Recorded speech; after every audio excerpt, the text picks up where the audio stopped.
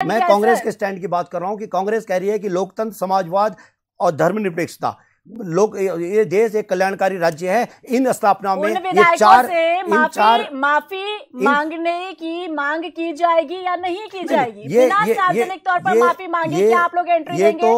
ये तो जो हरीश रावत जी हमारे वरिष्ठतम नेता हैं उत्तराखंड के, उन्होंने जो कह दिया है, मैं उससे अलग हटके तो कोई बात कहूंगा नहीं। ये पक्की बात मान लेकिन उनके बयान के कुछ घंटे बाद ही प्रीतम सिंह कहते हैं कि जिसे आना है, जिसे जाना है, वो हमारा केंद्र नेतृत्व तय करेगा। तो हरीश रावत क्यों फिर इस तरीके का बयान? ये हरीश रावत जी का स्टैंड है कि भाई ये उनको करना चाहिए। तो मैं उनके हरीश रावत अलग राह पर चल रहे, कांग्रेस अलग राह पर चल रही है। मैं दोनों के स्टैंड को काटने की बात नहीं कर रहा हूं। वो कह रहे हैं कि वो दोनों के दोनों वरिष्ठतम नेता हैं, वो एक तय कर रहे हैं। मैंने दूसरी बात बोली, इन दोनों के बीच में बात करी है। मैंने इन दोनों के बीच में बात करी है कि जिस व्यक्ति को लोकतंत्र में, समाजवाद में, धर्मनिरपेक्षता में और भारत एक कल्याणकारी राज्य है, अगर इस पर विश्वास है, कांग्रेस अभी भी बहुत कंफ्यूजन में है और कंफ्यूजन क्रिएट भी कर रहे हैं। यहाँ पे साथियों चर्चा को आगे बढ़ा लेते हैं और भी मेहमान है उन्हें शामिल कर लेते हैं। शांति प्रसाद भट्ट जी, फिलहाल की सियासत को आप किस तरीके से देख पा रहे हैं? क्योंकि बीजेपी कांग्रेस, कांग्रेस बीजेपी, इन्हीं दोनों का खेल चल रहा है, दल बदल चल रहा है। जब चुनावी समर आता है तब नेता दल बदल लेते हैं, और वो भी खुद की महत्वाकांक्षा को पूरा करने के लिए। आप कुंजवाल का बयान देख लीजिए, कुंजवाल जी कह रहे हैं कि 6 विधायक हमारे संपर्क में। साथ ही साथ उनकी अगली लाइन भी आपने सुनी होगी, क्योंकि उन्हें यह पता चल रहा है कि कांग्रेस की सरकार आ रही है तो वो हमारे दल में आ रहे हैं। यानी कि आपको स्पष्ट और क्लियर है कि आपके दल में वो क्यों आना चाहता है। देखिए रीना जी, इस बात को समझने की जरूरत है कि आखिर हम क्यों कहते हैं कि कांग्रेस भाजपा उत्तराखंड में भाई भाई हैं और उत्तराखंड के जनमानस के लिए ये नागनाथ और सांपनाथ हैं। इसके पीछे की सच्चाई को अगर आप समझेंगे तो आपको क्लियर समझ में आएगा कि कांग्रेस छोड़कर जो भारतीय जनता पार्टी में गए थे, तब उन्होंने कहा था कि कांग्रेस दलदल हो गई है, गंद हो गई है कांग्रेस, ऐसी कांग्रेस में अब रहने से बढ़िया है राष्ट्रवादी पार्टी के साथ जाओ। फिर 4.5 साल तक मंत्री रहे, वो भी कैबिनेट स्तर के, दोयम दर्जे के तो थे नहीं, और एक समाज विशेष को बड़ा रिप्रेजेंटेशन उनका रहा है राजनीति में, बहुत लंबा अनुभव भी उनका रहा है। पी कर उन्होंने कांग्रेस को जो अभद्रता के साथ कहा, और आज जब सरकार जाने का समय आ गया, अब उनको वहां दमे की बीमारी होने लगी अचानक। वो कहने लगे मेरे को दम घुट रहा है, मेरा सांस नहीं आ रहा, मैं पुनः कांग्रेस में जाऊंगा, चल दिए। सवाल यहां यह है कि भाजपा से कांग्रेस में जाकर उत्तराखंड की तकदीर और तस्वीर बदलती हो तो बहुत अच्छी बात है, और अगर भाजपा से कांग्रेस और कांग्रेस से भाजपा में जाने से उत्तराखंड कर्ज से मुक्त होता हो तो बहुत अच्छी बात है। भ्रष्टाचारियों पर कार्रवाई होती हुई दिख रही हो तो बहुत अच्छी बात है। नौजवान बच्चों को रोजगार मिल रहा होता तो बहुत अच्छी बात होती। बुनियादी सवालों पे कोई काम हो रहा होता हो तो बहुत अच्छी बात होती। ये जो बंदर बांट और बंदरों की तरह इधर उधर उछल कूद मचा रखी है, इससे उत्तराखंड को क्या लाभ है?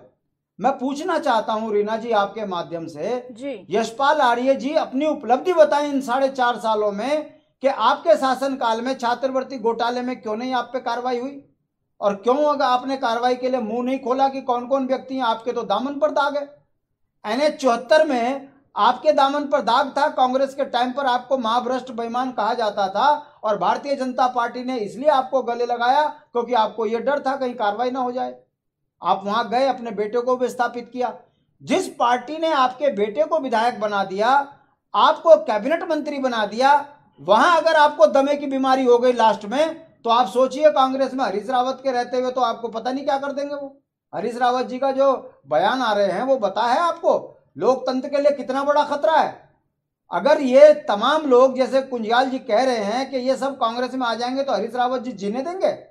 आपको पता होगा ND तिवारी जी का क्या हाल किया था और विजय बोगना जी का क्या हाल किया था। ये जो गए हैं ये हरीश रावत जी की राजनीतिक कुशलता के कारण गए हैं कांग्रेस छोड़ के, और कांग्रेस 11 में जो आई है।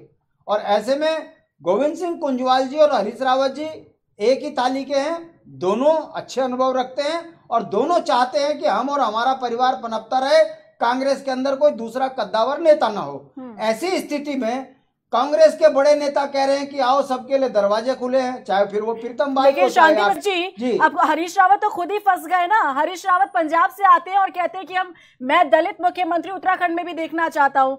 अब लेकर आ गए बड़ा चेहरा यशपाल आर्य। तो अब करें क्या करना है? या तो हरीश रावत ये भी कह चुके हैं कि या तो मैं मुख्यमंत्री बनूंगा 2022 में, या तो मैं घर बैठूंगा। तो अब घर बैठने की तैयारी करेंगे क्या वो? उन्हें इस पर भी बयान देना होगा। हालांकि अपने बयानों को लेकर हमेशा से वो सुर्खियों में रहते हैं, अपने सोशल मीडिया पोस्ट को लेकर वो सुर्खियों में रहते हैं, एक्टिव मोड पर रहते हैं, लेकिन जो काम या गतिविधियां वो करते हैं उसे लेकर भी उन्हें बयान देना होगा। मैं वापस आऊंगी आपके पास। बात खत्म कर लूं। जी, आपने बहुत सही सवाल खड़ा किया है। मैं पूछना चाहता हूं, जब मुख्यमंत्री बनने का नौबत आई थी तब दलित को क्यों नहीं बना दिया आपने? आप दलित प्रेमी थे। हरीश रावत मुख्यमंत्री नहीं बनेगा और यहाँ पर यशपाल आर्य को मुख्यमंत्री बनाना। शांति प्रसाद भट्ट तब इनके प्रवक्ताओं के ये बयान सामने आते हैं कि हमने ये घोषणा नहीं की थी कि कब बनाएंगे, क्योंकि अभी भी जब हरीश रावत ने ये बयान दिया है ना, तो कांग्रेस के नेताओं का ये कहना है कि हरीश रावत ने ये नहीं कहा कि 2022 में ही बनाएंगे। देखिए रन्या जी, मैं वही बात कह रहा हूं कि हरीश रावत जी को अगर इस समय चुनाव के समय दलित प्रेम याद आ रहा है, पंजाब के चन्नी को देखकर उत्तराखंड में दलित का प्यार जाग गया, तो मैं पूछना चाहता हूं कि जब जब मौका दलित को मुख्यमंत्री बनाने का आया तो आपने एक पैरवी क्यों नहीं करी?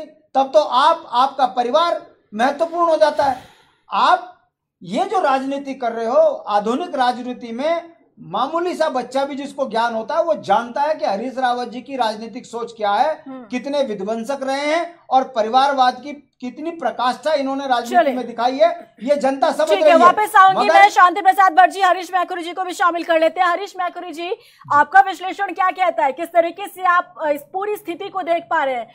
क्योंकि चुनावी बिसात तो यहाँ बीत चुकी है, लेकिन उससे पहले जिस तरीके से दल बदल का खेल चल रहा है वो भी तेजी के साथ, और हर रोज एक नया बयान सामने आना कि इतने विधायक हमारे संपर्क में, तो इतने विधायक हमारे संपर्क में।